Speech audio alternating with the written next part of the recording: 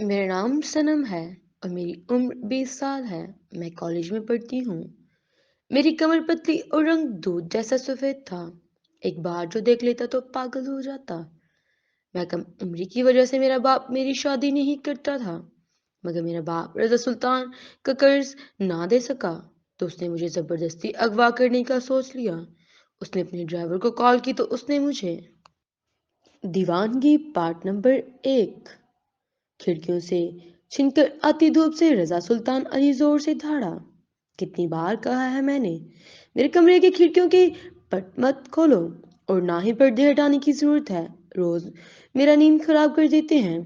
रजा गुस्से से बिस्तर से उठा और बुड़बुड़ाता हुआ सीधा वॉशरूम चला गया। जैसे ही फ्रेश होकर बाहर निकला तो मुलाजमों की पूरी एक फौज कमरे से सर झुकाए खड़ी थी। रजा ने सब पर एक तायराना नजर डाली और सख्ती से होंठ बीच कर रह गया।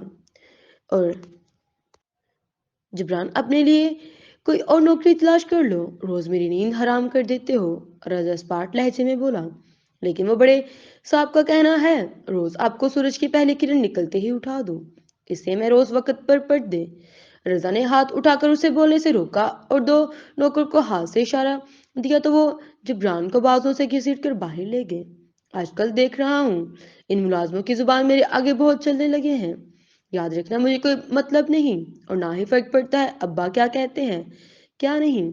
मैं इनकी सारी बातें मानता हूँ और आगे भी इनका फर्माबरदार रहूंगा। लेकिन तुम लोग मेरे खास मुलाजिम हो और मैंने तुम लोगों पर जो अनायतें की हैं वो कभी भी मत भूलना। इसलिए इस कमरे से लेकर बाहरी दुनिया तक तुम लोग मेरे हुक्म के पाबंद रहोगे और जो मैं कहूंगा इस पर सरखम करोगे। और अगर मेरे साथ बदतमीजी या जुबान दरवाजी की तो बाकी तुम लोग अच्छे से जानते हो मैं कितना खतरनाक और कैसी सजाएं देता हूँ। रजा की बात पर सारे मुलाजिम कांप उठे और वो लोग जानते थे कि उनका हाकम कितना जालिम है। जल्दी एक मुलाजिम ने बढ़कर उसे कोट पहनाया और सब दबे पांव कमरे से निकल गए। रजा अपनी महंगी परफ्यूम खुद पर छिड़कता तैयार होने लगा। थोड़ी देर बाद जब वो कमरे से निकला तो वो बहुत ही हैंडसम लग रहा था।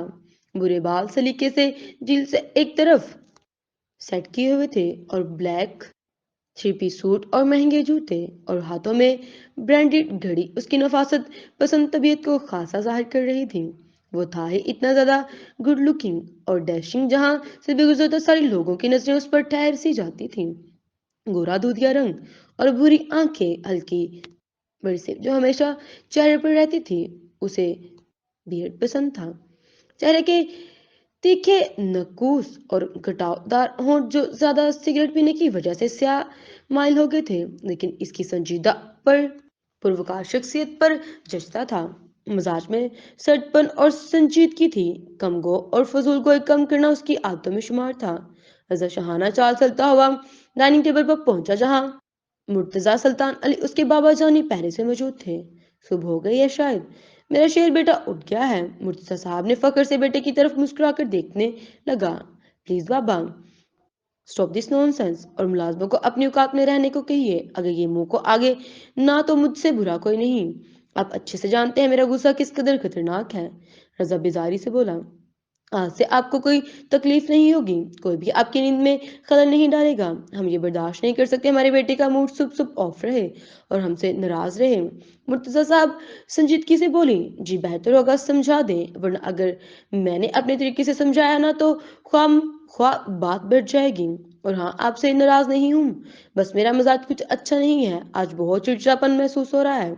रजा स्लाइस का टुकड़ा छुरी की मदद से मुंह में डालता हुआ बोला। कोई नहीं, होता है। मुर्तजा साहब जानते थे, अपने ही खून था तो रग रग से वाकिफ थे कि रजा किस कदर संजीदा और सख्त मिजाज का मालिक है। और गुस्सा उसका आतिशफशा के जैसे था, जो हल्के से ठेस से फूट पड़ता है। और शहबाज ने सारे असल दे दिए। मुर्तजा साहब बात बदलने की घट से बोले।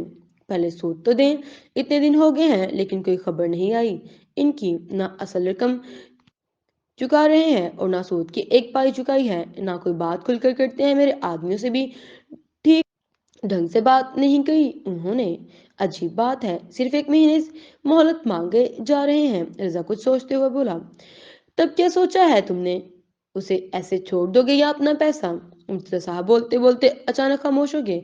बाबा, आप जानते हैं ये इतनी बड़ी कंपनी मैंने माल लुटाने के लिए नहीं खड़ी की है। उनको पैसे की जरूरत थी, सो मैंने एक बड़ी रकम इन्हें दी, क्योंकि वो मेरे मिल कारखाने में बहुत दिनों से काम कर रहे थे। मुझे भरोसे के आदमी लगे। ये मुझे क्या मालूम था कि वो पैसा हजम कर बैठ जाएंगे। लेकिन मैं भी रजा सुल्तान हूँ, उनके खलक से अपने पैसे निकाल लाऊंगा और वो सूद भी देंगे, असल भी। बस आप देखते जाएं। अज़ा शैतानी मुस्कान के साथ गोया हुआ। हाँ, मैंने भी सुन रखा है, शहबाज की एक बेटी है जिसमें उसकी जान बसती है। उसे अटवा लूंगा, फिर देखता हूँ कि कैसे मेरे पैसे नहीं देता। इतना सब करने की क्या जरूरत है? कुछ आदमी को कहकर उसकी बेटी को कत्ल करवा दो, फिर देखना कैसे बिलबिला उठता है। अगर उसकी बेटी में जान बसती है तो उस जान की ही गर्दन मरोड़ डालो। ज्यादा उन गरीबों पर रहम खाने की जरूरत नहीं है। मुर्तजा साहब सफाकी से बोले। नहीं बाबा, डराना धमकाना अलग बात है और खून खराबा अलग बात है। मैं मानता हूँ थोड़ा सा जालिम टाइप हूँ, लेकिन सिर्फ दुश्मनों के लिए, और मैं किसी बेकसूर की जान नहीं ले सकता। मुझे उसकी बेटी से क्या सरोकार, बस मुझे अपने पैसे वसूलने हैं।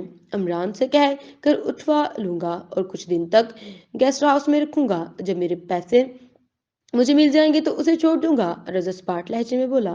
ओके बेटा, जैसा तुम्हें ठीक लगे वैसा करो, लेकिन किसी मुसीबत में मत फंस जाना, समझे? मुझसे साहब रोआनियत से बोलकर डाइनिंग टेबल से उठ गए। कुछ वक्त के बाद रजा भी टिश्यू से हाथ साफ करते हुआ डाइनिंग टेबल से उठ खड़ा हुआ और बाहर की जानब चल दिया। रजा अपनी खास मुलाजिम को काल मिलाई और कुछ हिदायत देकर कॉल कट कर दी, और फिर आंखों में शर्ट जाकर अपने ड्राइवर राना को इशारा किया और वो दोनों पोर्च की तरफ बढ़ गए। जारी है।